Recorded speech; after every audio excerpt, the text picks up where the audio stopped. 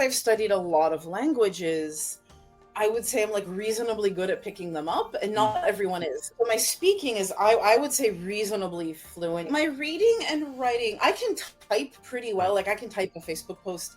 My handwriting leaves a lot to be desired, but many Taiwanese have the same issue. I've learned Taiwanese for 2 years. So I felt like if I really want to get in touch with something a bit more local in Taiwan, I really have to learn Taiwanese.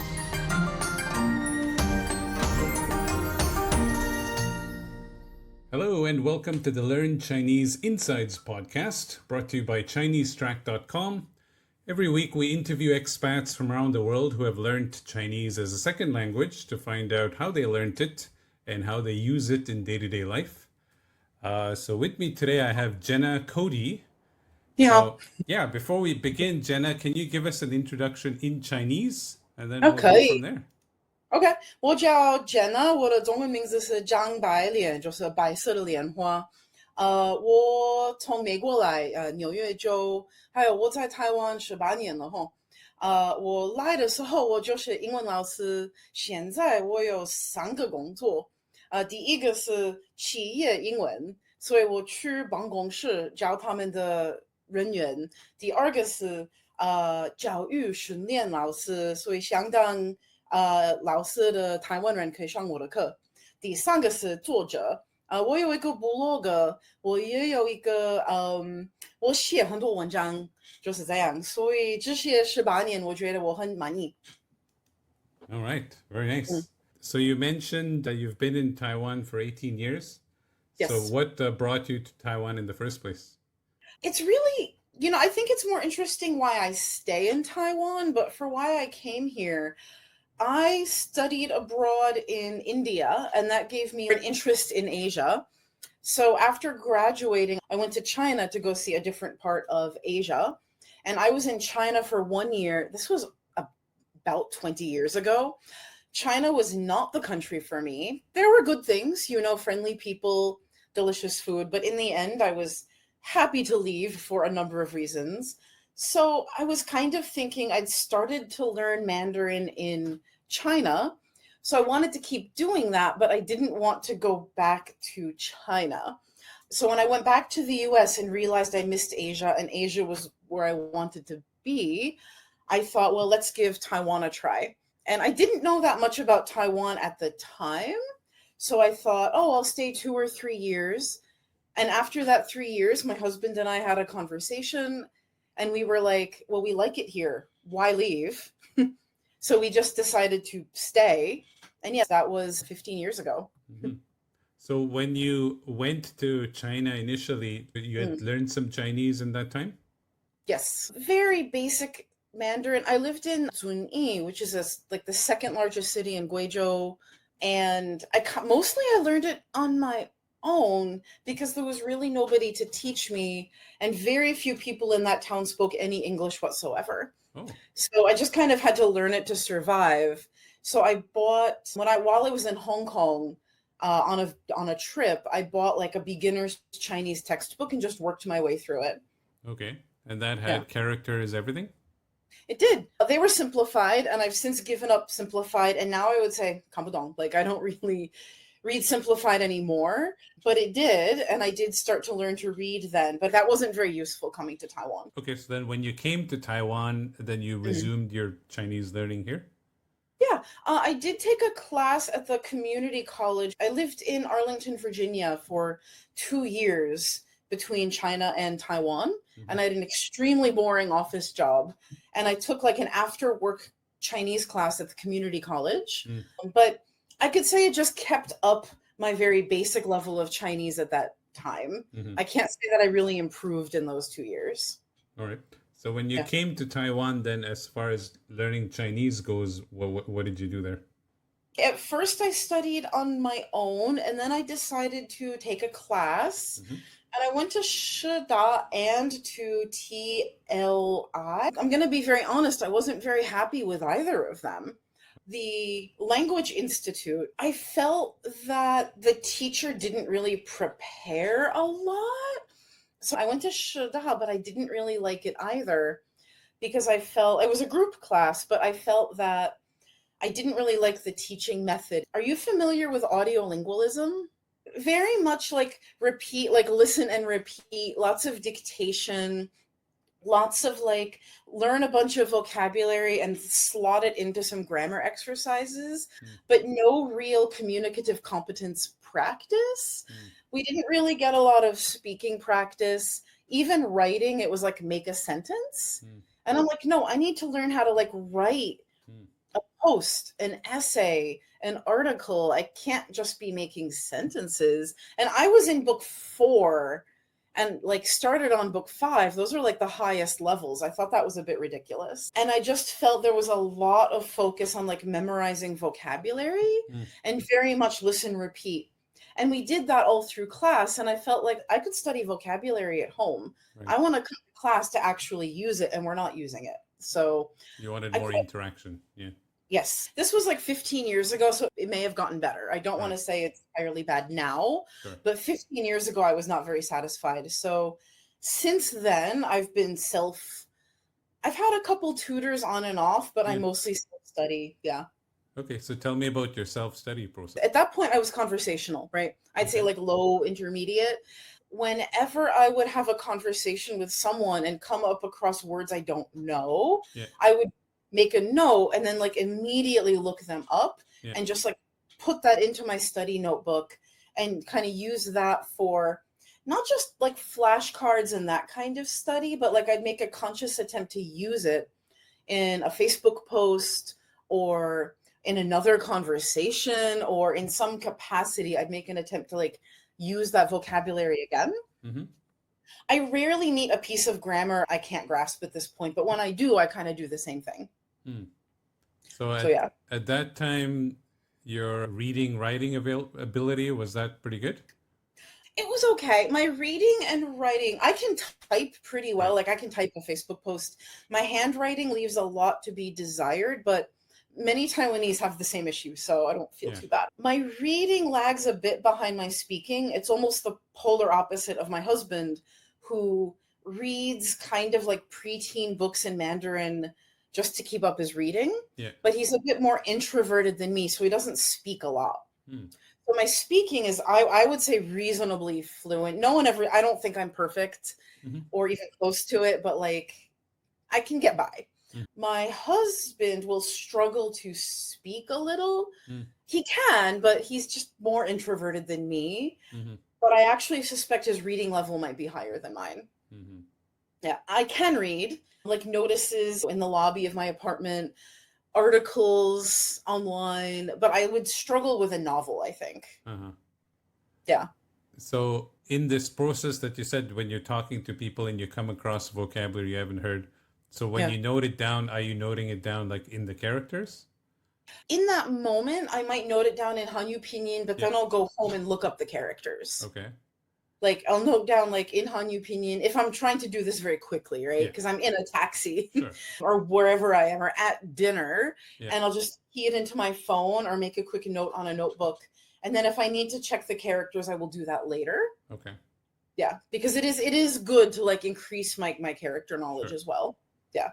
So have you ever dabbled in the Juin? A little. I tried to learn it in my first few years in Taiwan. And I know a few of them still, but I don't know. It's very easy to forget. I find the way they render vowels to be a little like non-intuitive to me. So you prefer pinyin? Maybe because I started with Hanyu Pinyin and I have it on my computer to type Hanyu Pinyin but spit out traditional characters. But I kind of have it in my goals that maybe I should have more familiarity with it, but I haven't found it useful enough to make that effort. I spend more time on Daigi, on Taiwanese. Yeah. Okay.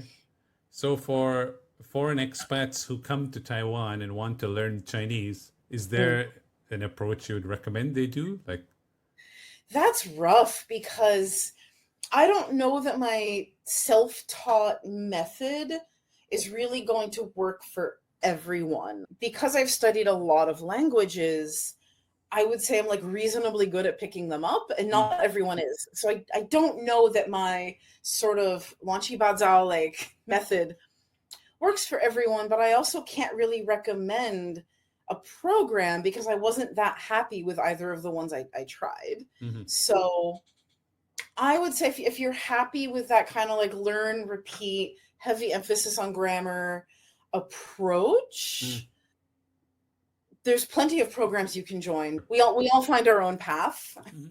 But I do suspect this is why a lot of foreigners in Taiwan actually, like expats in Taiwan, don't actually speak very good Mandarin. Not all, but like a lot don't. And I think this is part of the reason. What's the reason? That the systems are not good, or what? Yeah, the systems leave a lot to be desired. I would love to see, for example, Shada's updated materials. Maybe things have gotten better. But as I have found, just like the method of teaching and like the way they teach English in the schools is very similar. So they just kind of like take their cues from that. Is, I'm going to say, not optimal. And I think that makes it actually harder to learn because audiolingualism, you see a lot of improvement very early in the process. Because it's very like targeted input heavy and then like targeted output. But it's very hard to gain fluency from it because you don't get a lot of chances to just say whatever you want to say. And so I think a lot of expats who do go that route, they have functional Chinese, but they don't kind of like pass that fluency barrier for that reason. All right. So the Chinese that you've learned now, how does it benefit you in day-to-day life here? Let's see. I would say like I can do things that I see other foreigners kind of ask for help on, you know? So I've come across people asking like, oh, I need to like tell the taxi this destination. How would I put that into Mandarin? Or, you know, I came across someone once who like needed how to write that address in Mandarin. And I don't know, I feel like these are basic things I can do. Or they might need help calling a plumber or an electrician and they have to get a local friend to do that. Or I've definitely met a number, I really don't want to say all foreigners are like this. This is a subset. Okay. I definitely don't want to throw shade on like every foreigner for sure. But there's a subset who have Taiwanese partners and they kind of treat their partner like their personal translation agency. And I don't love that. I mean, their life, but I don't love that. And because I'm married to another foreigner, that was never really an option for me. So I can like do all the stuff a lot of foreigners can't do, like call a handyman or chat with my neighbors or, you know, whatever it is. Yeah. Explain a complicated taxi drop off to a taxi driver, you know, order anything I want in a restaurant, not just something I see someone else eating. Right. Now, those different jobs that you had mentioned early on, do you use Chinese in any of them? A little bit. I would say in my writing, I write a lot for Taipei Magazine, which is the Taipei Tourism Bureau's quarterly magazine to just introduce things in Taipei. And a few times I have been asked to actually do interviews. For example, the chairman of Bao'an Temple, he actually does speak some English, but the interview was in Mandarin, or an expert on Bajiajiang. And then like the whole interview is in Mandarin and it's on me to understand what that person has said. Or for Ketegalon Media, I interviewed an artist. I love his work, but he didn't speak a lot of English. So we had to do the whole thing in Mandarin. So in writing, yes. In teaching, not as much.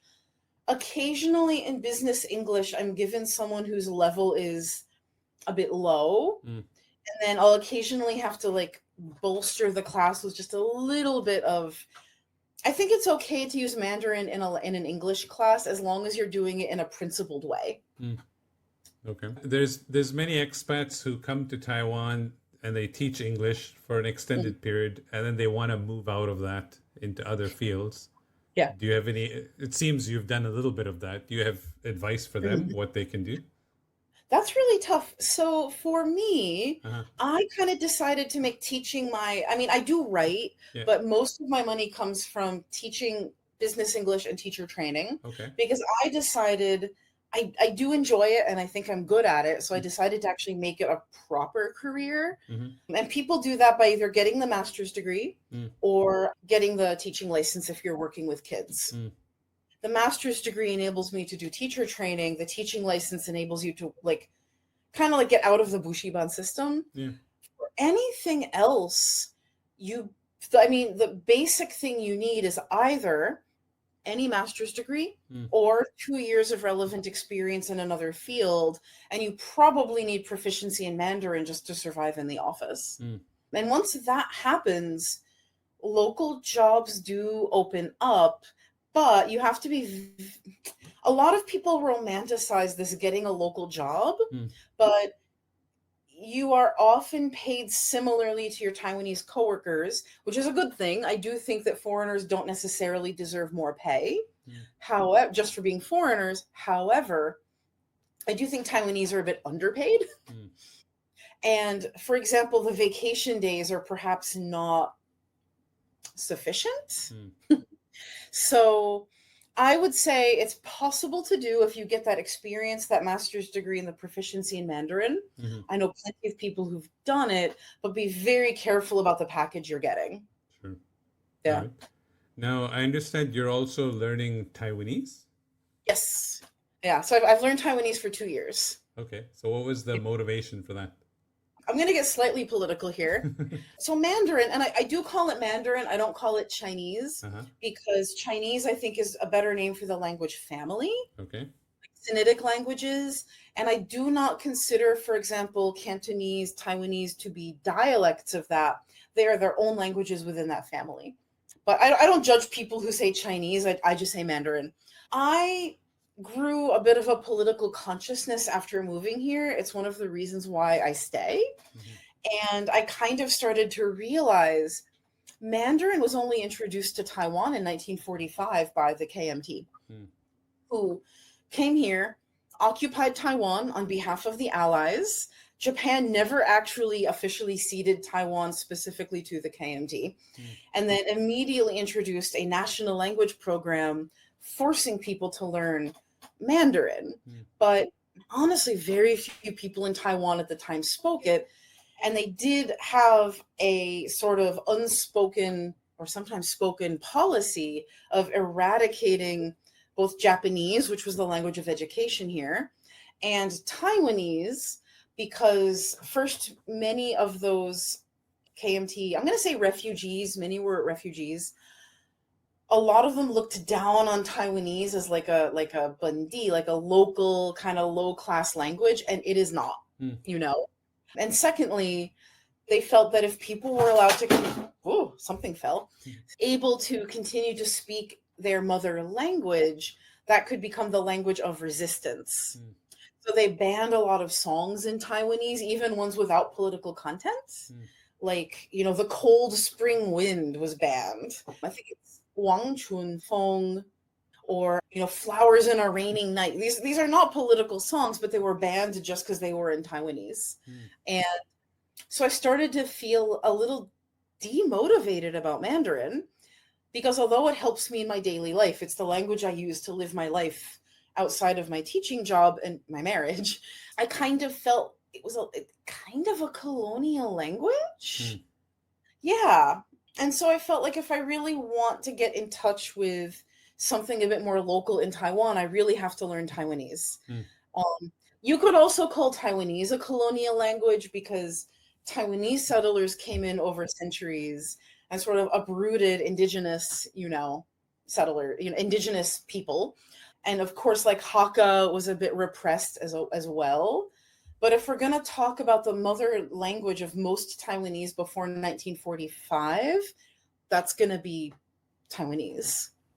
Yeah. It's been a bit hard because most of my neighbors don't speak it. So I live in a very dark blue community.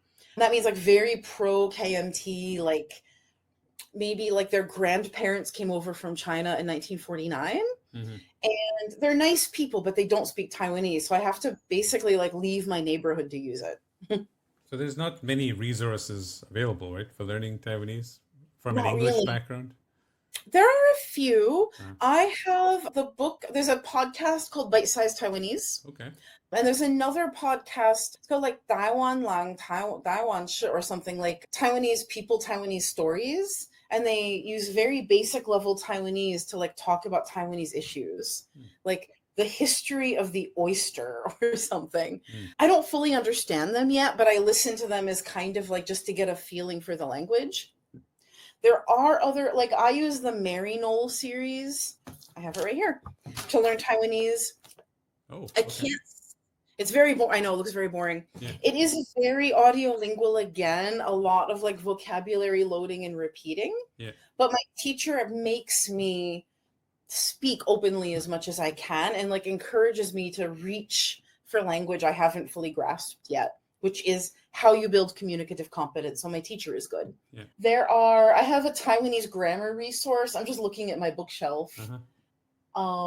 Several books like Taiwanese 101, but that is really for Taiwanese Americans. Okay. And then something called TJ's Taiwanese Dictionary, which...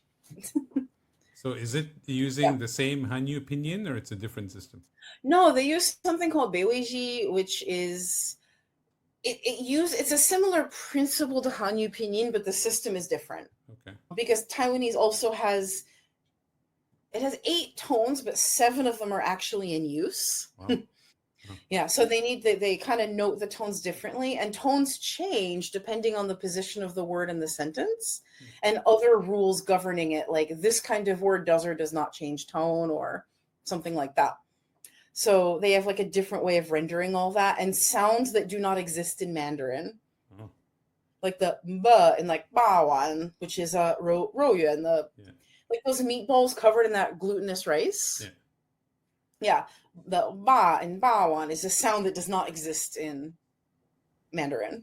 So when you're out and about and you use Taiwanese, what's the reaction to that? Depends on where I am. If I'm in Tainan, like everybody, I think that's the wrong way to say everybody, but it's okay. Yeah. Like everybody is so happy. And I've even gotten like, I've ordered like tianbula and olen, which is kind of like tianbula, in Taiwanese, and they've given it to me for free just because I spoke Taiwanese. In Taipei, some people are really amazed, but in my neighborhood, I'm going to be honest, I avoid using it because I've used it a couple of times and gotten some embarrassed responses where the person feels a bit embarrassed that they can't speak Taiwanese.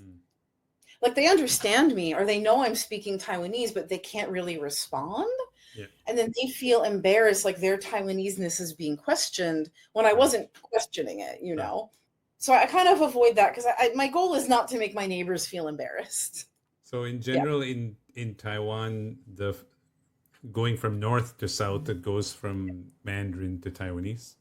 Yes. Most Southerners, even if they use Mandarin in much of their daily life, most Southerners do speak Taiwanese. And there's a much more pride in speaking it down there, including among young people. And some Taiwanese friends of mine who don't speak much Taiwanese have said, oh, if they've studied in Tainan or Kaohsiung or gone there, that they almost feel a little like people are friendly, but they'd be even friendlier if you spoke Taiwanese to them. Do you find there's like a melding of the languages that Taiwanese and Mandarin, like they're just used interchangeably? Yes. Or sometimes they even code switch because they are different languages, right? That you even code switch in the middle of the sentence, right? Yeah. Like, for example, I heard someone at the protest say, oh, 这是民主, which means this is democracy. But the Minzu, actually, I think the Taiwanese is similar. I think it's like Minzu. I think it's the same, but it was kind of a code switch, 这是, like this is democracy. Or like, 乌朗不喜欢, like some people don't like it. Yeah. Or, oh, 台湾人是这种人, you know, you kind of get half Taiwanese, half Mandarin. Right. Yeah. And even just like pronouncing like Lao Shi becomes Lao Si and stuff like that. Yeah. The dropping of the H is an influence from Taiwanese, just like ka hui instead of cafe. But in Taiwanese it's kapi. So I think like some of that is like the influence of Taiwanese on Mandarin for sure. Got it. Yeah. All right. So just looking back at your journey here of how long you've been here in Taiwan, is there anything you would have done differently as far as how you learned Chinese or anything along the way? I would have practiced reading more because I really focused on communicative ability, like the ability to just get my needs met in Mandarin and then some. So I can go beyond that and have full conversations, right? Mm-hmm. But for example, if I receive a notice from the government, I really struggle to read that. Mm. Although honestly, Taiwanese people have told me they struggle to read those because it's in very obscure language. Mm. So I don't feel too bad about it. But I wish I'd spent a bit more time on that. And I wish I'd made more effort to really find an excellent tutor that I could keep for years. Because although I liked all of my tutors on a personal level, I did feel like they kind of felt the same way that a lot of bushibans feel about hiring foreigners, which is, oh, it's your native language and you speak clearly, therefore you can teach it. Mm. And so a lot of people think, oh, I speak Mandarin, therefore I can teach it. And as someone with a master's in education, knowing something and the ability to teach something, 我赶快, like 不一样, like it's not the same. Yeah. So if you're an expat looking to hire a one-on-one teacher, what would you recommend they look for or ask for? I mean, I would recommend asking not just what's your experience, but questions that reveal their training, like what method do you use, right? Do you have any materials you prefer? And then you can look at the materials and see if you like it. Like what percentage of your class is devoted to open conversation? How will you help me to remember vocabulary? Like these questions that really get to like, how are they going to teach it, right? So my most successful tutor, the one I think did the best, was the one who, for an hour class, let me basically just talk with her for 45 minutes. Because by then I was already reasonably fluent. Right. Yeah. And then you still need some review. Like you still need a little bit of input. But, the ones that didn't work out were the ones that just made me read out loud and like didn't really give me enough chance to create my own ideas. So yeah, I ask about those things. So the idea with the teacher is to get you, the student, talking as much as possible. Yes. And if you don't have the vocabulary, then teach that so that you can get to that level. Yeah. And I like to see things like if you want me to read, just having me read out loud without checking that I fully understand like the gist. I know as a teacher trainer, having learners just read out loud from the outset is actually not that useful for comprehension. It has its uses. I'm not going to say never read out loud, but in terms of like comprehending the main idea of a piece of writing, of a text, it's not that useful. So I would look for like, does this teacher set a gist task, like to get me to read the text and get the main idea of it without having to read every sentence out loud as she's constantly correcting my pronunciation. Pronunciation is not a reading subskill. And then after that, we can read parts of it out loud for pronunciation practice. But like, what method does this teacher use to teach reading, for example? Yeah. Will this teacher just correct every mistake in an essay, which is not ideal practice? Or will they look for common errors that they can then help me improve on, But it's hard to ask these questions because teachers also feel like they're being grilled or interrogated a bit. So I've had a bit of a challenge. I really like my Taiwanese teacher for this reason because she is very encouraging and very very output focused. So you'd recommend separating the pronunciation practice with like comprehension kind of? Oh yeah, they're not the same at all. Pronunciation and comprehension are just not. Comprehension is a reading subskill and pronunciation simply isn't. Pronunciation is a speaking subskill and it's a system in its own right. Right. But after you have comprehended the reading in both the main idea and in detail, and maybe even discussed it a little bit, had a reaction to it, which allows you to create your own ideas in that language, then if you want to take part of that and read aloud for pronunciation practice, I think that's fine. Or if you're struggling with comprehending a single sentence and you read that one sentence out loud, sometimes it can help you click. It can click, but it doesn't tend to work across a whole text. And that's practically neuroscience. I mean. So for people who are learning on their own, how do you practice reading? So what I do is, let's say, like, okay, a couple of, like in March, my brother-in-law and sister-in-law came to Taiwan for a visit, and we were in the Museum of Formosan Indigenous. It's near the National Palace Museum. And most of it's in English, but one of their placards is only in Mandarin, and it's the one about headhunting. Okay. And it explains that headhunting was a ritualistic practice of the past and not something that was very common and not something that was just done out of violence, and also is not practiced today. But it wasn't in English. And rather than pull up my translation app, I just kind of like first read through it to get the gist. And I could tell them, oh, they're talking about the history of headhunting. Did I know the exact character for headhunting? No, but I knew the character for head and I knew the character for hunter, so I could guess from context. And then I went and read it a second time and kind of gave them a quick translation in a little bit more detail of kind of what it says. So I always read a text twice, once for the main idea, once for detail. Then you can go in and pick out individual words or characters you didn't know and like double check those. Right. Yeah. And probably focus on, I mean, if early on when your level is low, then just focus on characters that are likely to come out more often. Exactly. Oh yeah, we call that surrender value in education. So always focus on the high surrender value ones first. In terms of a paper resource, let me see if I can find it. The Far East 3000 character, let me grab it. Chinese character dictionary. It's kind of old. Yeah. But these are going to be the highest surrender value characters. Yeah. And they do offer pinyin and juyin and traditional. Yeah. So it's going to be better than most dictionaries, which a lot of them are simplified now, which I'm not too interested in. But to learn those as a flashcard system, would you recommend like just learning in context or just separate characters or what? Both. So there is a method of learning that a lot of those flashcard apps use, where like they'll show you the ones you got wrong more frequently. Right. And then the ones you got right, they show you less and less and less. And that method does work for just like retention, but you also need to see them in context. We know from research that a new piece of language tends to be absorbed when you have made some kind of mental decision with it on average 7 times. So that would mean encountering it in context and understanding it in context, or choosing to use it, or needing to figure out what it means, or trying to remember how to write it, or something like that. Or someone says it and your brain pops up like how it's spelled or how it's written. You know, some kind of decision needs to be made with that piece of language on average 7 times before it's like properly acquired. So you really need to see those in context. You can't just do flashcards. Got it. Yeah.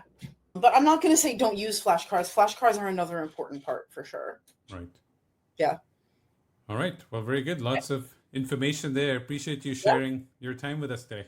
Yeah, no problem.